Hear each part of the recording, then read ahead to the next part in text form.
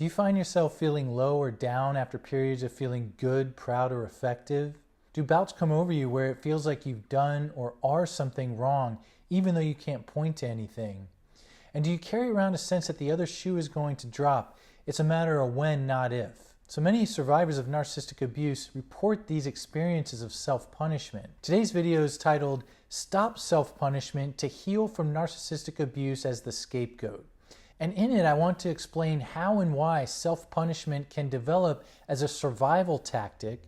Next, I want to discuss a counterintuitive strategy to transform this habit into an experience of deeper acceptance of yourself. Well, my name is Jay Reed, and I'm a licensed psychotherapist in San Francisco, California, and I specialize in understanding and helping people who have survived narcissistic abuse by a parent or a partner, particularly those thrust into the role of scapegoat by the narcissistic abuser. And in therapy and through my online course, we work to gain clarity on why the abuse was not the survivor's fault and identify and overcome any lingering obstacles in the way of the survivor exercising his or her right to care for, protect, prioritize, and have compassion for themselves. But first, if you haven't already, I encourage you to hit the subscribe button.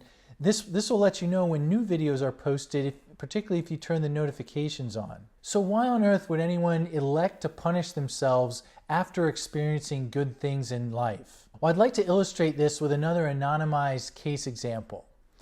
So Terry was a very smart, hardworking, and engaging young man. He came to therapy wanting to get over a pattern at work where he could only be productive if he felt like he was on the verge of getting fired. And once that stage was set, he'd work tirelessly towards those goals.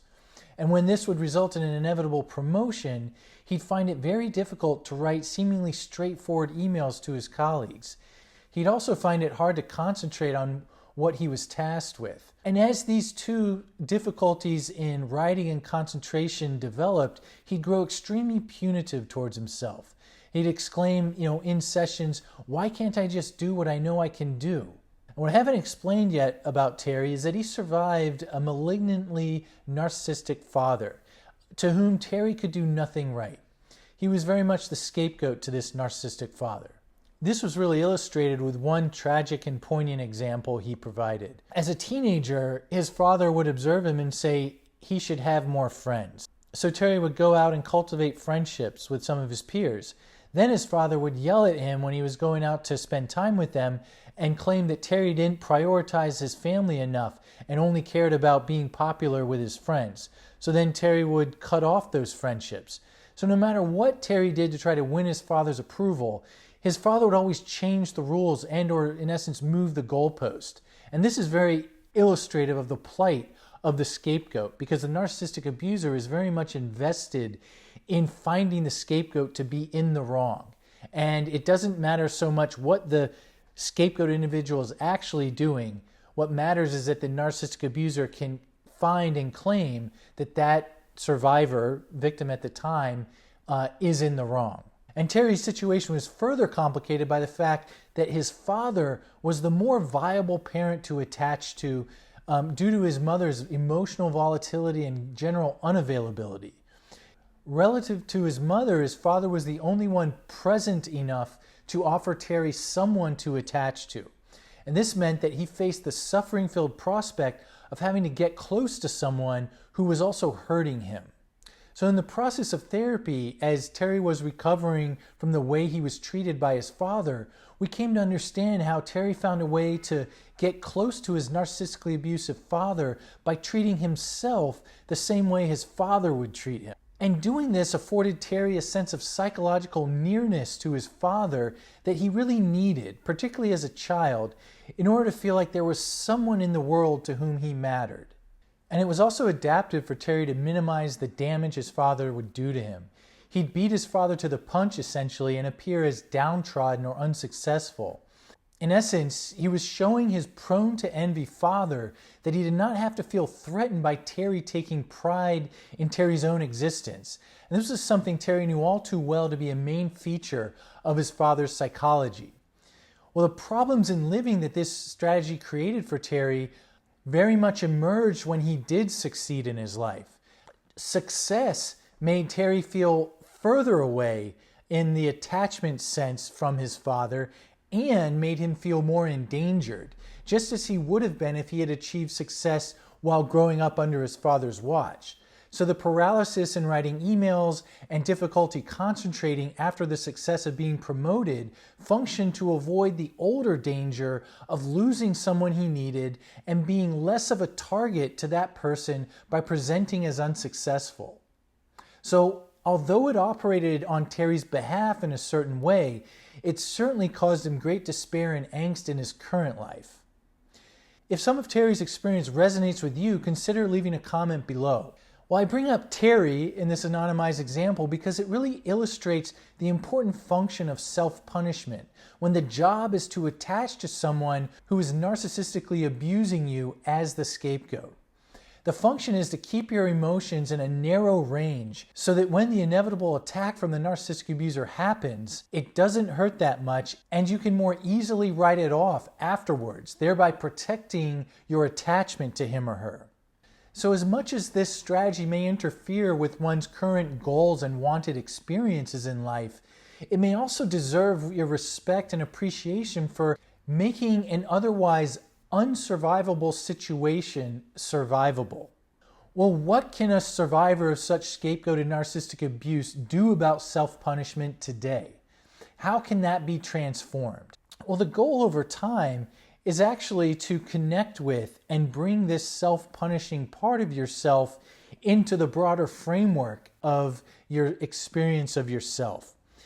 In essence, to not feel like the only solution is to cast it out or cast it away, but to connect with it, welcome it, and transform your relationship to these self-punitive ways of being. And the first step in doing that, I would submit, is to find a way to notice those thoughts, those feelings, those states, and not ask them to change right away, but to just sort of, as much as possible, mindfully be with those experiences. So, for instance, if there's a part rearing up and saying, oh, I feel this part of me that's telling me I don't deserve this promotion, or the email I'm writing is going to offend the recipient, or my partner's not going to be happy to see me tonight, or my friends are going to get sick of me, that all these kinds of self-punishing thoughts or states that can come up can just be sort of registered, understood, not fought with. And that may be painful with the feelings that come along with them at the outset. But I do know that in the course of my work, as this attitude of acceptance gets practiced, both within yourself and within safe relationships, it becomes easier and easier to do, where more parts of yourself eventually get to feel welcomed. So why on earth would you want to welcome what are such somewhat painful thoughts and feelings about yourself? And I would say that both the part of you that wants to feel a sense of peace within and these self-punishing thoughts and feelings are all a part of you. You know, I've found that the effort to eradicate a part of oneself doesn't often succeed. In fact, it can often create its own sort of low-key way of suffering. A sense of dissatisfaction with one's own inner experience can emerge. And the truth is that we can't actually effect control over our inner private experience. It's not like the external world where, you know, here's a rock. If I want to move it, I can just exert force and I can move it around. If I have an anxious thought or feeling, I can't use brute force to say, don't feel anxious, don't have that thought. The inner realm operates according to different principles that actually don't take kindly to control the way the external realm operates. And further, you know, the crux of being narcissistically abused as a scapegoated survivor is that you do not feel accepted by those who are supposed to offer unconditional support and acceptance to you. And by adopting an accepting attitude towards all parts of your experience, you're actually offering yourself an important antidote to that earlier abuse or rejection or lack of acceptance. And this is something that can be healing in its own right. So here's an exercise I want to offer folks to take this process of acceptance a step further. I'd encourage you to write down 3 times in the past week where you felt good, effective, strong, proud, or hopeful about yourself. And if those times don't come to mind, feel free to come up with hypothetical times you felt these ways towards yourself, or to increase the look back window to a month, a year, whatever it may be. And importantly, write these 3 things down in the present tense. So I'll give some hypothetical examples here. If I'm doing this, let's say I wrote down these 3 things. I learn and cook a new recipe for chicken. I enjoy playing tennis on Sunday. I feel more connected to myself when interacting with my best friend. And next, I'd like you to write down 3 times, whether it's the past week or month, where you felt bad or punitive towards yourself. So for example, hypothetically, again, these could be 3 examples. I feel empty and anchorless as I try to sleep. I feel tension in my body. I feel vulnerable to rejection from people. Next, for 2 minutes, I'd like you to inhale through the nose, working to fill the diaphragm or lower abdomen with your breath, and exhale through the mouth or through the nose, whichever feels more grounding and relaxing within. And after those 2 minutes, I'd like you to look at the first 3 positive experiences you wrote down and say, sometimes I, and insert the first item. Then you're going to go to the 3 negative experiences you wrote down and follow it with, and sometimes I, and read the first negative experience you had. Follow that by saying to yourself, and all of these experiences are me. So for example, if we were taking these hypothetical ones I've listed, I would start with, sometimes I learn and cook a new recipe for chicken. And sometimes I feel empty and anchorless as I try to sleep. And all these feelings are me. And I would just go through the other 2 items as well in that same way. The point is that the most difficult and the most at ease experiences you have are all a part of you. And this exercise builds on your ability to notice and welcome these parts. Well, speaking of surviving narcissistic abuse as a scapegoat, I've just created a free ebook on the subject that you can get on my website. And I think it really helps to gain clarity on how and why this kind of abuse happens, so that if you've experienced it, you get to know it really truly was not your fault. So you can click on this link here and it'll take you there, or the link will be provided in the description below. Well, it's really good to be back, and I appreciate everyone's patience over the past 4 weeks or so, as I've kind of had to go into the basement and do a little bit of work on this channel. And I look forward to reading your comments and posting next week's video Sunday, 9 a.m. Pacific time. Take good care.